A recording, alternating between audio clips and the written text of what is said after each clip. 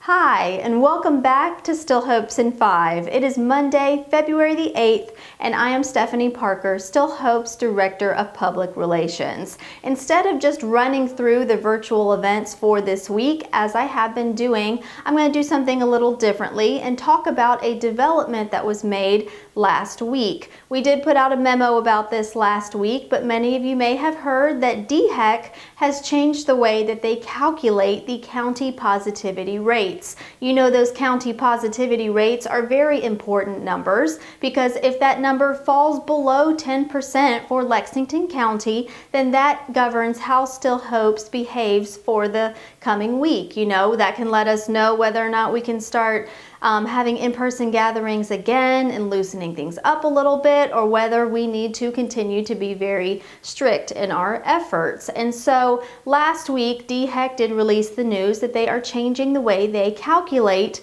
those county positivity rates. And based on those different calculations, they released a county positivity rate for Lexington and Richland County of approximately 6.8%. Now, those numbers were very different than what we received last week from CMS. CMS was reporting a county positivity rate of 11.5% for Lexington County and 10.5% for Richland County. So of course your Still Hopes team is looking into what to do with this new information. And by way of a little bit of explanation, at the beginning of the pandemic, every community like Still Hopes had to make the choice whether they were going to be looking to CMS or to DHEC for their county positivity rates and other COVID-related numbers. Still Hopes did decide to go with CMS, and those are the numbers that we have been looking to week. But you can imagine that this new development from DHEC certainly has us wanting to explore what that's all about, and we will get some information out as we know how to best proceed forward. But for right now, we are still going by those CMS numbers of 11.5% and 10.5%, which means that we are still doing virtual gatherings as of right now. That might change this week. We just don't know. We just have to see the best way to proceed for our campus. We want to make sure that we ensure the safety of our campus to the best of our ability and not rush into anything quickly.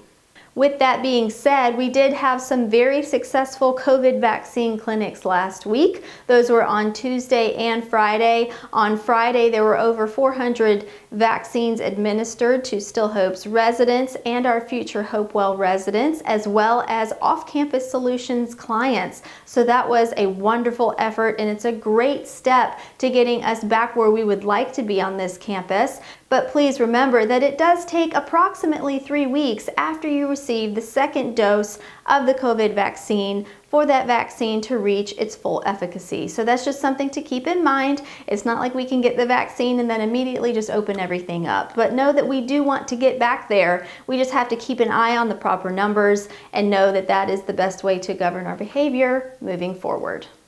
With all of that being said, we are currently still doing virtual activities, so just keep an eye on your activity calendar for what is happening this week. There's all kinds of great things, such as Walter Edgar's next installment on Thursday, February the 11th at 3 o'clock on Still Hopes TV. So again, just keep an eye on that activity calendar, and that's going to be all for this week. I look forward to seeing you all right back here with me next week.